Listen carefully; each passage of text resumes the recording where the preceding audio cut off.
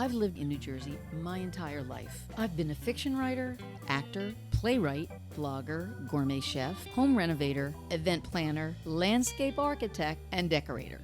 Now, I'm married to a professional drummer who is also an award-winning photographer, so the arts have always been really important to me. There are so many people in New Jersey that are involved in the arts, and I am planning to talk to all of them. Well, maybe not all of them, but a lot of them. And I'm inviting you to listen in. I'm Lucille Sapio, talking arts and culture, and this is Hazlitt Coffee Talk. Stage acting and screen acting are very different, and so are the preferences of different actors. Today I'm talking to Michael Kroll, who has really concentrated on stage acting. With his decades of experience, Michael has garnered a reputation as a strong actor and director. And today we talk about his favorite parts, his regrets, and the worst director he's ever worked with. So today I am talking with Michael Kroll. Hello, Michael. Hello, Lucille. And we're lucky that his lovely wife, Lynn, is here looking on to correct anything he says wrong. That's my job. That's her job, yes. So, Michael, there are lots of roles that I'd love to play on stage, among them Maggie and Cat on a Hot Tin Roof. Unfortunately, as we get older, a lot of those roles are simply not appropriate for us anymore. Although I think I could still play Maggie. Of course you could. Are there roles that you would have loved to play that you feel like you'll never get the chance to play in the future? Yeah, because of my age, I guess, but Don Quixote. Now, why couldn't you play Don Quixote? Maybe the pipes aren't what they used to be, the singing pipes. Also, it's not a play that's done very often anymore, and that would be one of the big ones. Other ones, I'm not sure, because I've played so many wonderful people. And as I like to say, I've been all over the world. I've been a king, I have been a salesman, I have been a rascal, I have been a thief, all without leaving the stage. What are the favorite roles that you've played? Henry Drummond in Inherit the Wind, Norman in The Dresser, and Scrooge. That's your favorite, right? Scrooge? Well, I mean, you played it the story. most. Yeah. Yeah, I've done the musical, it was probably about 35 years or so. Another 5-6 years of my adaptation to a one-man show. So how do you keep it fresh after doing it for so many years? You fall in love with a story and you revisit it as brand new every time you do it. I have yet to do a repeat performance of any role without discovering something new about that role. The thing is, it's all on how the other actors deliver their lines to you. Mm-hmm. That's why I love monologues. Because monologues, the only person who can mess up is me. What's your favorite monologue? If you do an hour-and-a-half one-man show, I guess that would be a monologue, Yeah, I right? guess. But there have been a number of them. I played John Adams once, and there's some wonderful monologues in there. Monologues are fun, and so is the instance where your co-star goes up on their lines. Oh, yeah. And you have to know their lines and then kind of fill in the blanks? I actually find that very exciting. Yeah.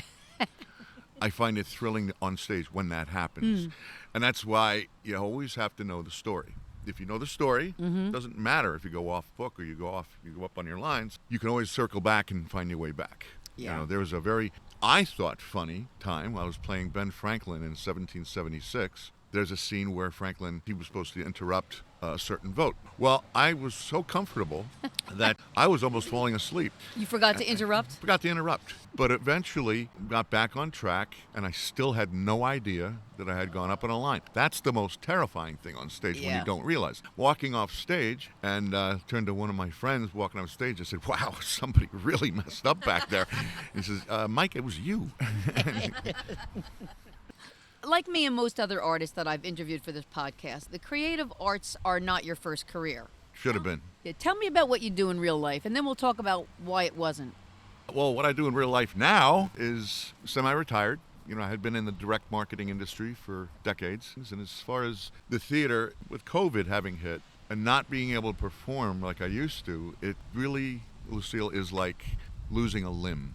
It's something that has always been a part of my life, and now that I'm so limited to it, that's heartbreaking to not have the opportunity, especially now when I'm available to do it. And I've had friends who are approaching me even now to work on other things like television and short films and so forth. So now that the opportunity is, a little more freedom, I'm going to pursue some of that and see what happens.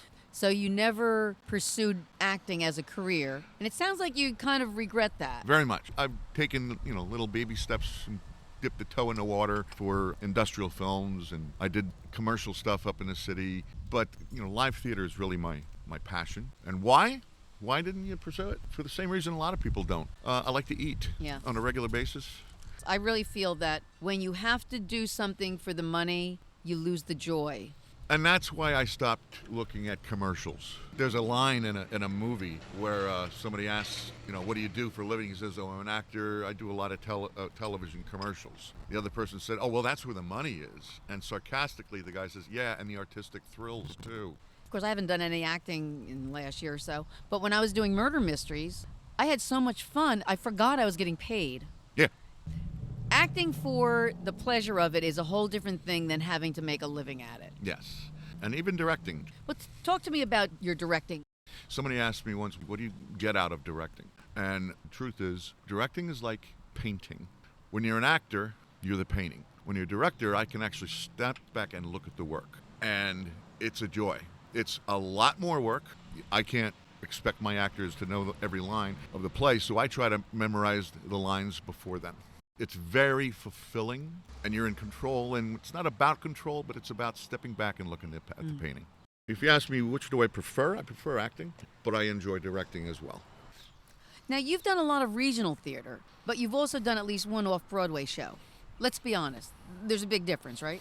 There is and there isn't. It's interesting. I mean, I did off-Broadway. It was a show called The Trial of Mary Todd Lincoln. It was about Lincoln's wife. It was interesting because it was the same amount of rehearsal time. We had the luxury of props and so forth that we didn't have to go hunt for, or costumes and stuff like that. But you'd be surprised how many professional actors, you'd be surprised how many of them don't know what is left stage, what is right stage, what is upstage, what is downstage. It's amazing to me. Professional actors that you see on television have no idea. We are the ones with the knowledge. Exactly.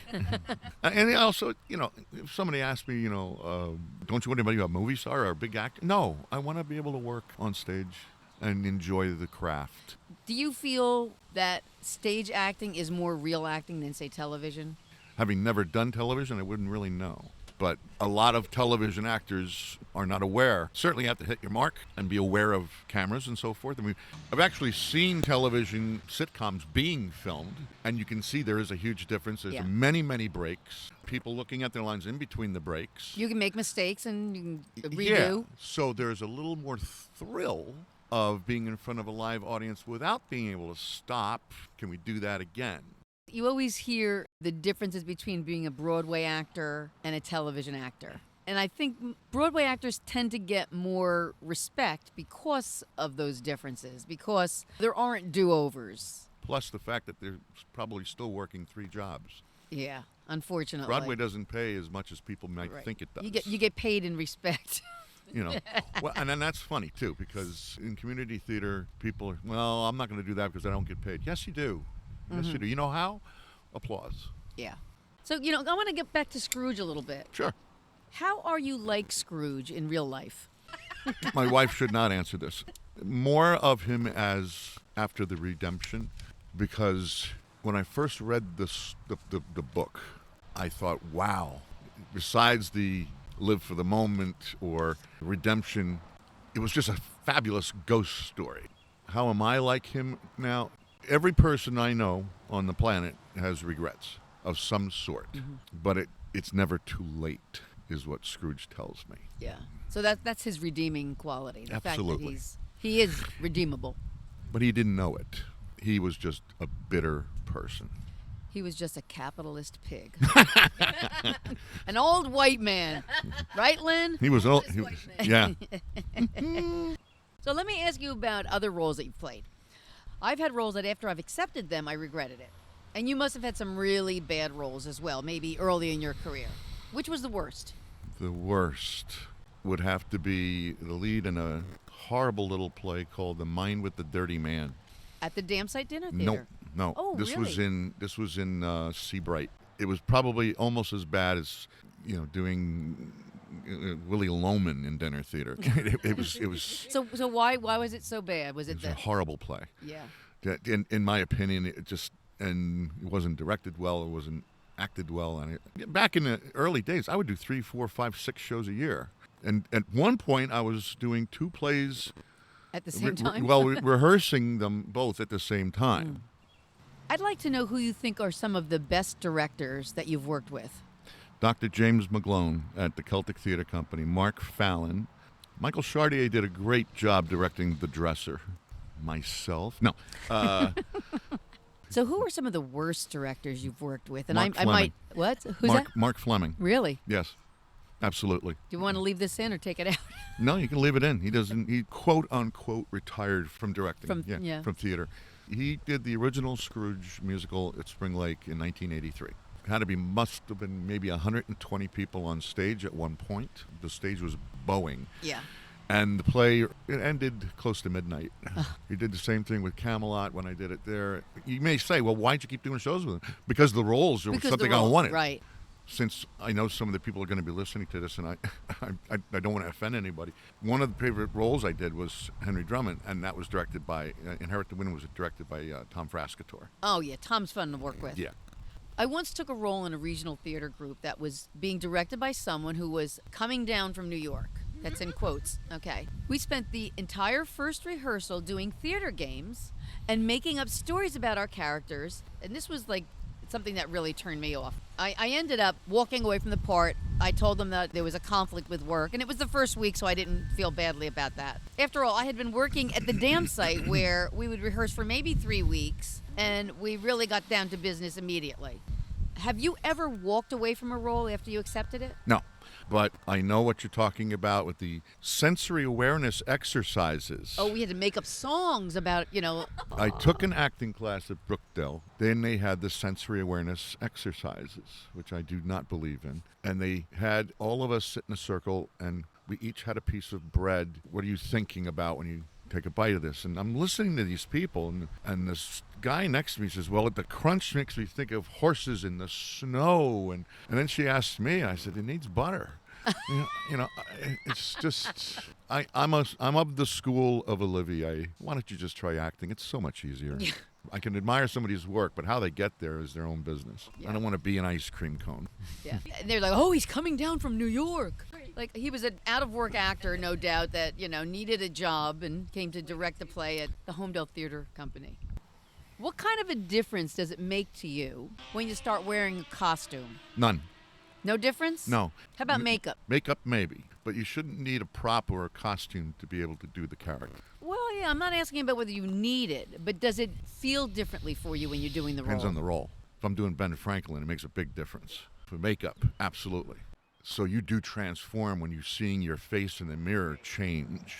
When I did murder mysteries with Murder on Cue, and I was Carmela Mozzarella. Once I teased my hair out and put on really heavy makeup, I felt like Carmela Mozzarella.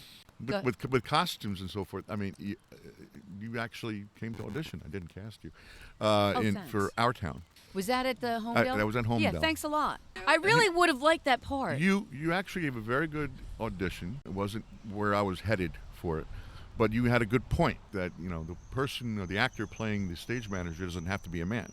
And Helen Hunt had once done the part, too. And I'm at least as good as Helen Hunt. Absolutely.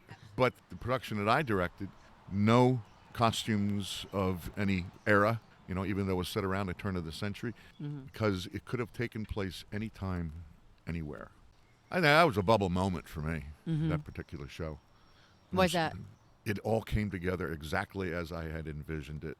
But the stage manager would have been so much better had it been me. Could have. Yeah, you're probably right, Lucille. Yeah. Now, I wrote a play called Sex and Garbage, which I actually had produced at the Grange Theater on Route 9 in Howell. The play was unusual in that I think there were 7 or 8 female characters and 2 male characters. And the 2 male characters were very minor roles for a change. I agree. There are far more roles available to men than there are to women. When I was in college, I had an acting class. I picked the final monologue from The Glass Menagerie. The teacher said, that was really good, but next time do a female monologue. Why? Yeah. I want to be... A man? Yeah, I want to be a man. And it's not for the penis. It's for the privilege. Well, when you have one, you have the other. Yeah, exactly. Now, let me ask this. What's impressed you the most about the people that you've worked with locally in theater? commitment. They're committed to the craft. They're committed to keeping the arts alive. And when COVID hit, I said, "Oh my God, are we ever going to be able to do any live theater ever again? Are these companies? How are they going to survive? And how they survive? Fundraisers, bringing in some of their old cast members and stuff to do reviews and so forth, do readings, and they did it because they're committed to it." I performed in Tally's Folly with one other actor, and that was challenging. If it wasn't his line, it was mine. The pressure was really on. With an entire cast, you can sometimes wing it. If you forget a line, then someone else can pick it up. So you've done a one-man show. Tell me about that experience. It was my one-man adaptation of A Christmas Carol, not related to what was done on Broadway. I self-directed it. As an actor, I thought the director was terrible. I was just going to ask you, did you think the director was an asshole? He was. God, he was so hard on me. Having memorized pretty much the whole book and then paring it down to an hour and a half, including an intermission, was the challenge. Charles Dickens did this to raise money himself. His was about 3.5 hours long. He did it in New York. He did an American tour of it. Some people said it was probably what killed him in the end. I can understand that. It is exhausting, but it is so fulfilling. And it also, as an actor, really is so much fun to play.